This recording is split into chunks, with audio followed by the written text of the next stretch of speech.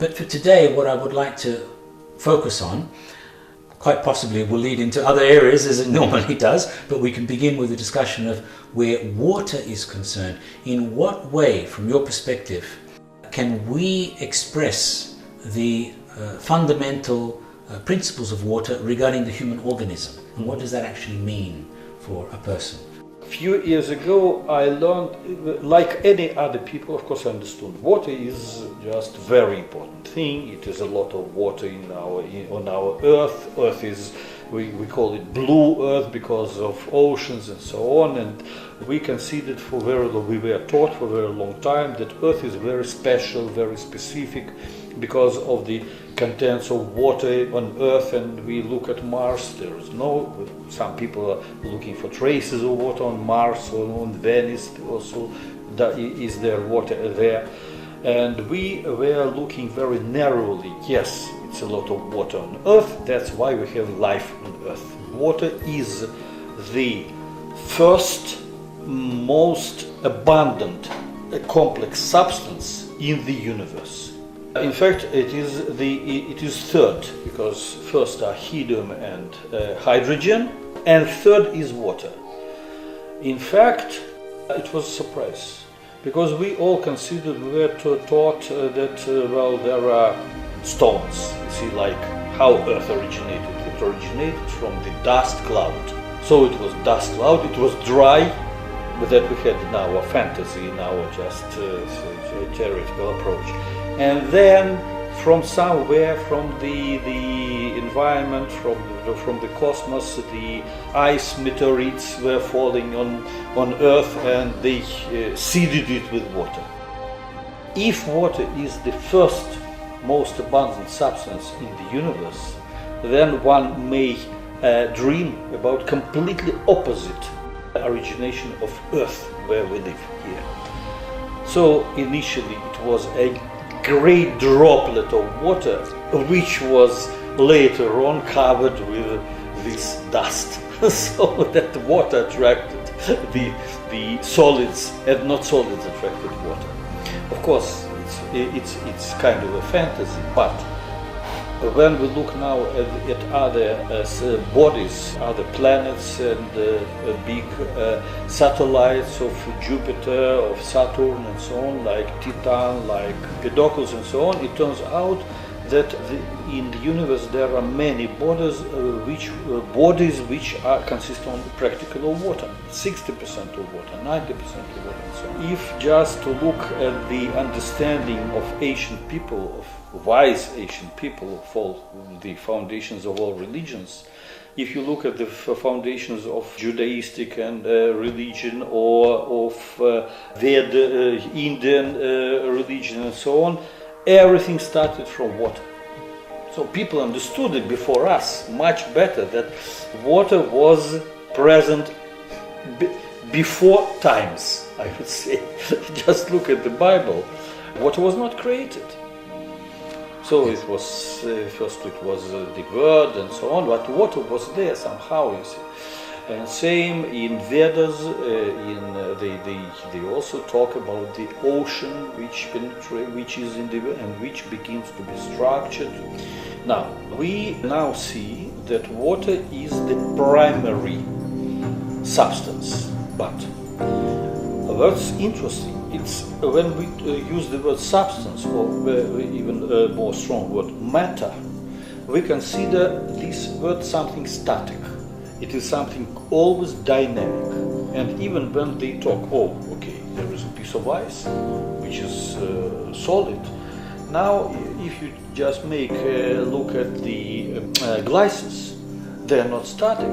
They are moving slowly, always there. So ice is also not static. It's also moving. So water is dynamic always. We know from our high school, from our university, that water may be flow. Yes, flow may be laminar, flow may be turbulent, but I would like to pay attention to very specific property of water. What is this property? This property is self-organization. So now we use the word self-organization. By the way, it is the phenomenon for which Ilya Prigozhin got his Nobel Prize for self-organization. But usually, people, when they use the word self-organization, or it is there is some external force which is acting upon something which is dynamic, which is movable, and this external force forms from this chaotic substance something organized. It is not self-organization. It is organization through the action of external force. Water self-organizes. And look at the sky. You see clouds. Who condensed this vapor into clouds? They condense themselves. From this cloud you can see the origination of tornado. Who makes tornado in this cloud, you see? What it means, self-organization? That it means, when we are talking about self-organization from the point of view of quantum physics, self-organization is the intrinsic property of nature, which is most evidently realized in properties of water. It's realized in many other properties. Well, in cosmos, what they call this galactic spirals. Yes, spirals. Yes, the conversion of something chaotic into organized. That is the intrinsic property of matter. Now let's come to living world. How much water is in living things? If to calculate the number of molecules in our body, then it turns out that in our body there are, from the molecular point of view, 99% of water molecules. Let's take a cell.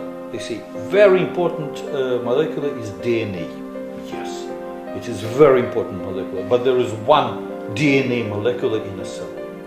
There are myriads of water molecules in a cell. From the chemical point of view, it is molecules interact with each other not by weight, but you see that is stoichiometry. So, and if I told yesterday, asked my students, can they tell, they compare how many molecules of which we study in bioorganic chemistry, in biochemistry, in comparison to water, and they didn't realize that practically when we have a living thing, it is water. Some of them, I like very much this example with the jellyfish, which consists of water by weight on 99.9%. That means that all DNA, RNA, proteins are representing 0.1%. 0.1% altogether. What is, and 99.9% of attention of biologists is devoted to this 0.1%. What is the major property of the living thing? Well, you see, how can you distinguish a living thing?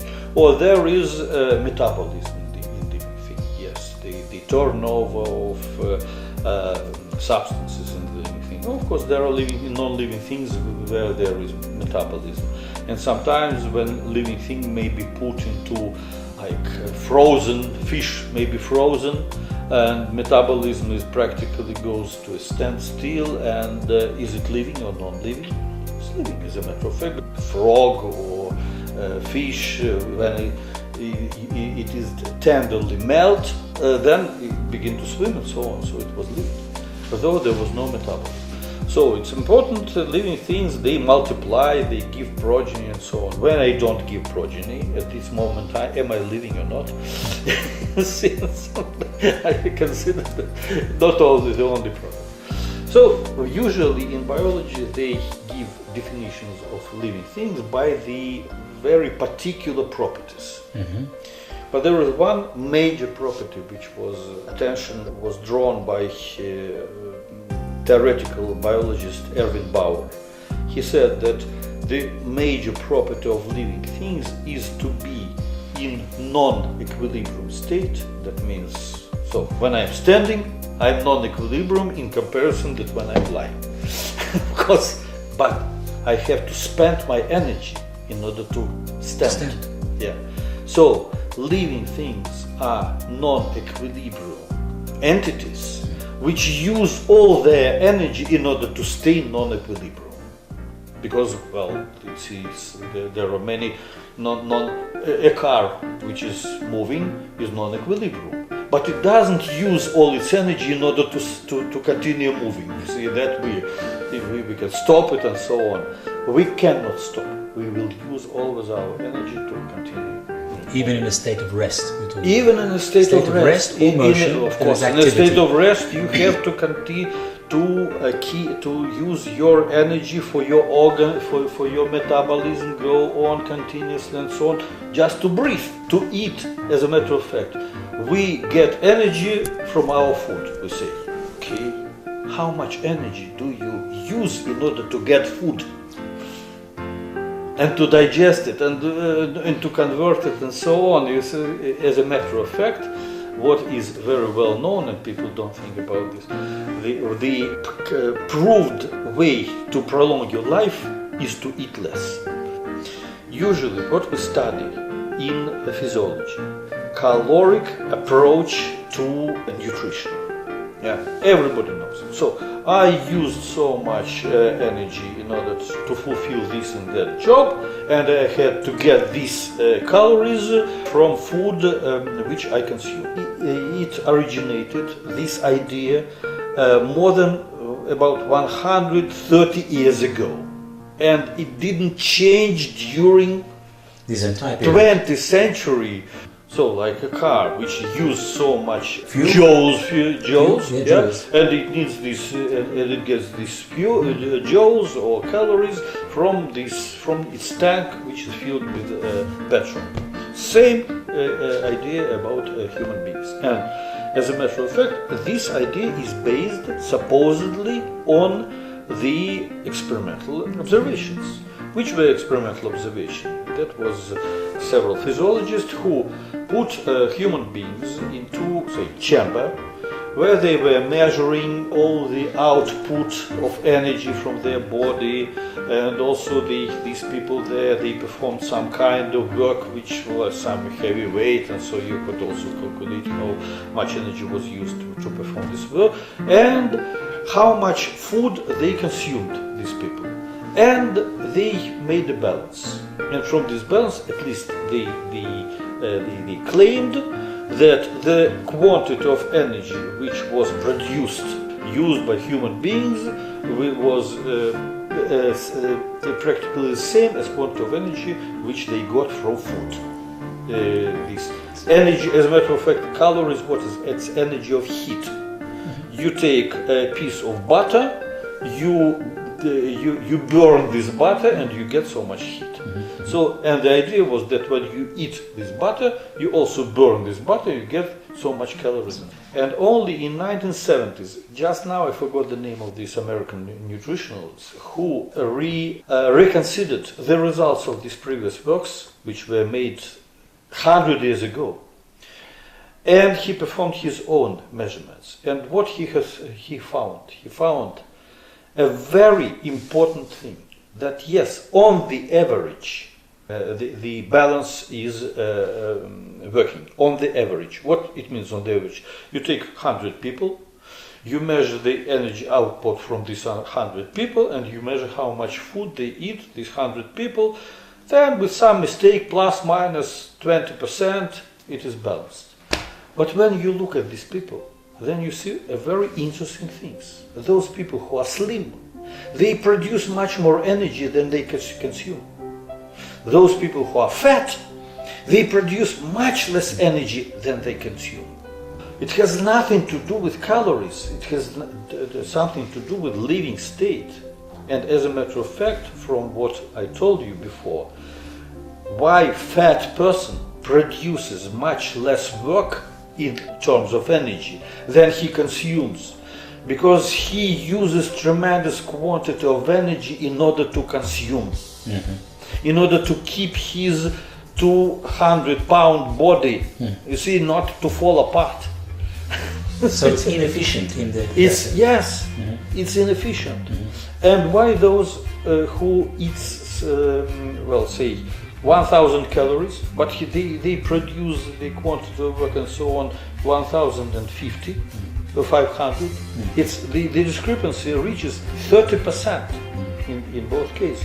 Where from does he get energy? Is it the law of conservation of energy violated by living things? So No, this- law of conservation of energy is not violated. the mesomorph is the we have endomorph.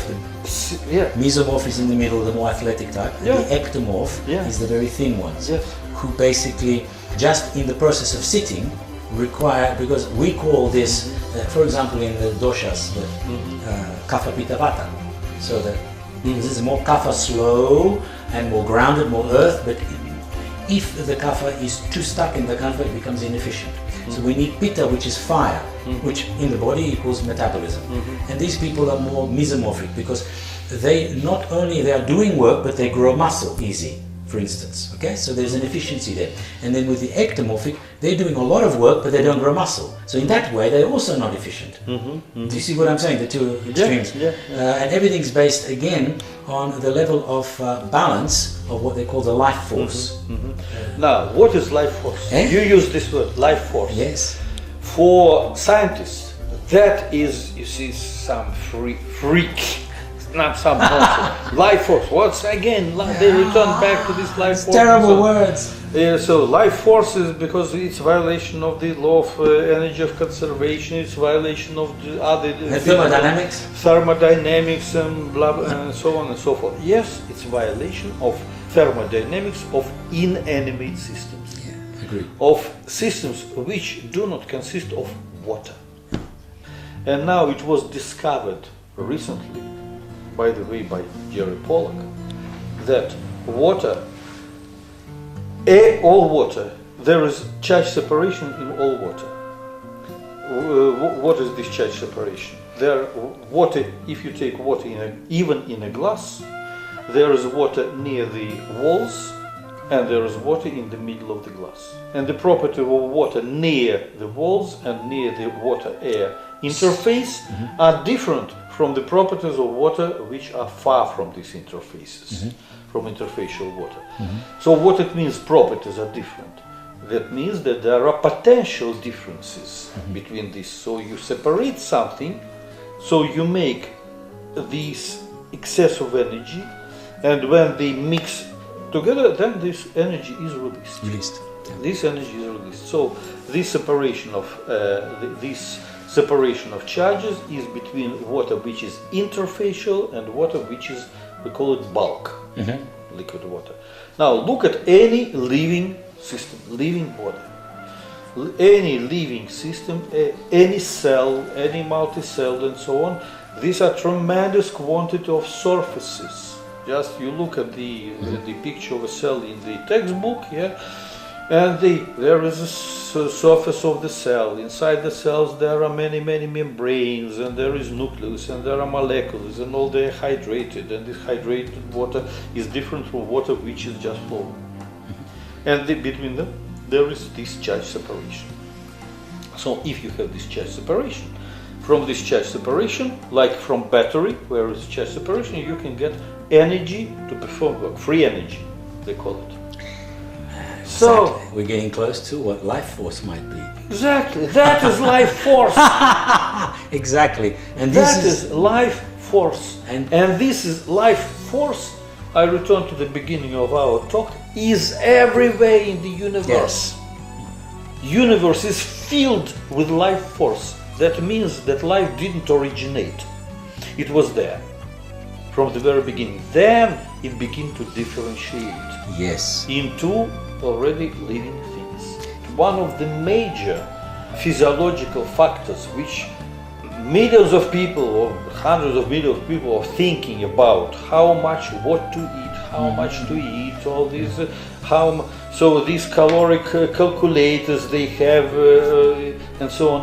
That is nonsense, because we don't take care, we don't take into consideration water, which is the major molecule not only in the universe but in our body. Because for us, this water is most as good as a solvent, as a carrier of this food and the carrier of junk out of our body and so on. That is what we we are thinking about water. While water is the major, not only it builds our dynamic body on one hand, and it feeds our body with energy. That's why we're alive. So the quality of the water in the person's body Yes. will then determine the capacity of his dynamism. Exactly. And usually when they speak about quality of water or purity of water. Yeah. Okay, where is in our body most pure water? Most pure water is in bladder.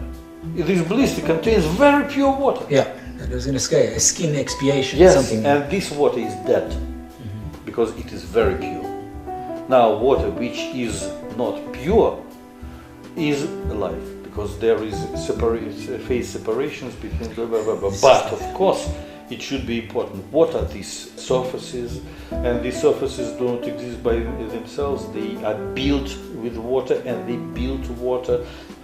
So when we speak about you said human being. Yes. First, human is what? It's body, yeah, and consciousness, as any other living thing. Now we're going to another level. Because I didn't say the human organism. Yeah. I'm talking more about the human entity, which is made Yeah. up of organism and Yeah. consciousness. Yeah, but we started from just energy Yes. and matter.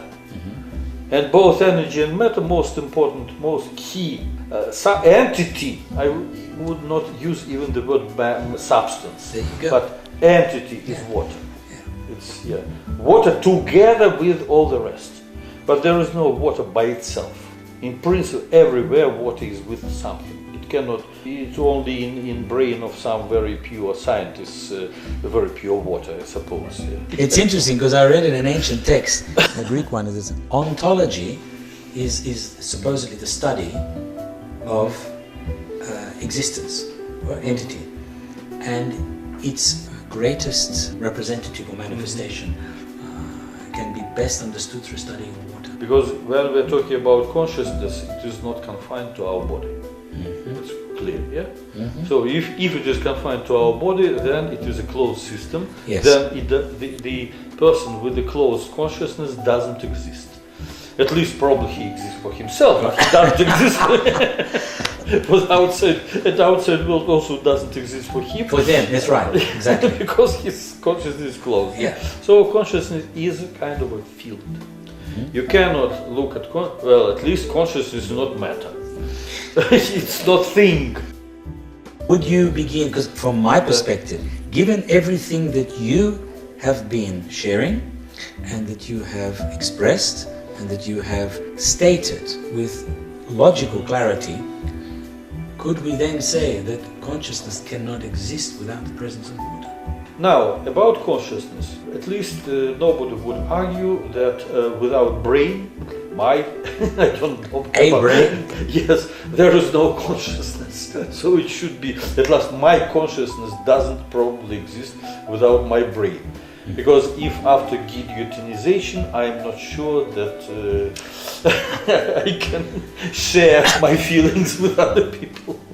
However, it is, people like Bruce Lipton will speak about the consciousness of cells. We're talking about. Yes, but we're talking about consciousness in a much more common understanding of this term. Common understanding, of course, we can talk about the consciousness of a cell, of a bacteria, consciousness of. But mitochondria. Yeah, of mitochondria and so on. But you see, usually when people speak about consciousness, they have in mind their mind. Yes, that's their reference. Yeah. Let's just say that it's not that the other levels are invalid. Yeah. But in terms of a reference, yes, it's important to we have. should start from something. Correct. We better not to start studying consciousness from Escherichia coli. And now we are going to brain. And we understand that brain somehow is very tightly connected to consciousness. We understand this, yes? How it is? Does consciousness originate in brain? Or brain is a part of the big system which somehow relates universal consciousness to my particular body and so on. There are many questions like this. I prefer the second, like this. You look at this TV set, and at least we for sure know that it is not TV station inside this TV set. You see that the actors are not sitting somewhere inside this box. You see, nanotechnologically reproduced. Yes. So they are somewhere else. Yes. But still, without this TV set, it's very difficult to understand what's going on TV station. Even though, of course, we can think about chips, but nevertheless, it should be chips. Yes. Okay. Now, so brain. Brain is maybe and it is both the producer of consciousness, and it is TV station and TV receiver. Both the same, from this point of view. And we return back to what everybody. So I think it's difficult that somebody will argue about this. That brain has a very close connection to consciousness. These are good words. Now, how to demonstrate it? And there are many different methods to look at brain activity, like electroencephalogram, magnetic resonance, MRI. Imaging like this and so on, scans, so just not anatomical but in dynamics. And there are correlations between, now it's demonstrated a lot of correlations between brain electrical, magnetic, electromagnetic activity and consciousness. And you see, fortunately we cannot read thoughts using this technique, but at least we can see if there is high activity, low activity, if it is concentrated here, there, and so on and so forth. Different parts of the brain. Yeah. And nobody thinks that brain is one of the most wet tissues of the body. You see, human brain is representative of, it's a big gel, but it's not simply gel. You see, there are other gels, like liver is also gel in a sense, though not like brain. If just look anatomically at living things, there is something very special in brain tissue that is absent from any other tissue, from skin, from muscles, from liver, from kidney, from and so on. So there is something very, very specific about brain. What is very specific about brain? If not to go into detailed anatomy and so on and so forth, that is fibrous structure. So brain consists of what? Of nerve cells. And what is also and everybody knows, so it's nerve cells, there are nerve cells in brain, and there are nerve cells that go in our body, axons, dendrons, and blah, blah, blah, everything like this. But the concentration of these nerve cells in brain is incomparable to concentration of these nerve cells anywhere else. And there are also a lot of things to which those even neurobiologists most of them don't put much more attention. That usually they consider, nerve cell, it's like a cable. Here's one goes here, and there is another nerve cell, there is intermediate synapse between them, so this impulse go from this cell to this nerve cell, and from this nerve cell to muscle. Transmits, dendrite receives. Blah, blah, blah, blah. Chemical in between. Yes, everything like Fraction, this. Yes, but if you to look at the specificity of brain cells in the brain, there are many ends which end nowhere. It's just fibrous, you see, and this of course there are synapses, many synapses. Synapses, but there are a lot of endings without any synapses, where they go. And also these are nerve cells, but not besides nerve cells, there are the glial cells, which are also fibrous. Glial cells. So we could call them inactive. We call them inactive for a very simple reason, because we don't understand their activity. What is their significance? Yeah, what is their significance? They'll say, that's kind of immune system, blah, blah, blah. But they also there. Why would they be there? So now we return back to water. So this is fibrous tissue, fibrous tissue with tremendous complexity of this organization, tremendous complexity of its organization, which is wet. And water, which covers the surfaces, with tremendous complexity is a very complex water. And we see this charge separation there. So in brain, and this charge separation are batteries, and all these batteries, they interact with each other like it is not just one battery, another battery, like in the electrical scheme. It is continuum. Like a network as opposed to... It is. It's not even a network. You see, it's a lake. Yes. I would say yes. Like you see, when you have a lake, Yeah. you cannot say that lake consists of networks. It's a sea. Yes. Yeah. So, but very, very complex sea.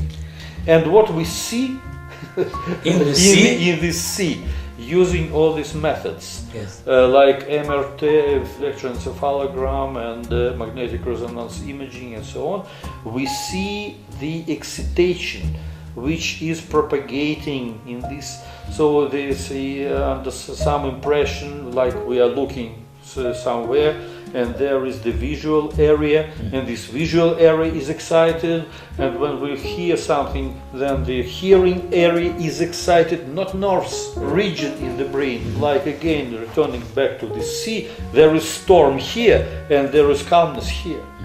Though of course it's not calm, because when there is storm here, it is not simply calm, it has also feelings of this storm here. So that is just, if we have this dry brain and there is no consciousness, if we have water without this complexity of this fibrous tissue, it's not brain. Because of course liver also is wet, but it is not so complex, and it is not, of course, all the properties of brain, they are even in fat tissue, but there's 1% of this activity and this complexity which is in brain. Now, in this brain, what we have this electrical activity, like the fluctuations of intensity which is going on and so on. And when we have this electrical activity, when we have this magnetic activity, this is activity of the receiver and transmitter stations. Yes. So that's for this very simple reason, this activity cannot be confined to our skull. It should propagate how far, nobody knows, because it's coherent, and it should may receive signals from nobody knows from how far, because it's also coherent.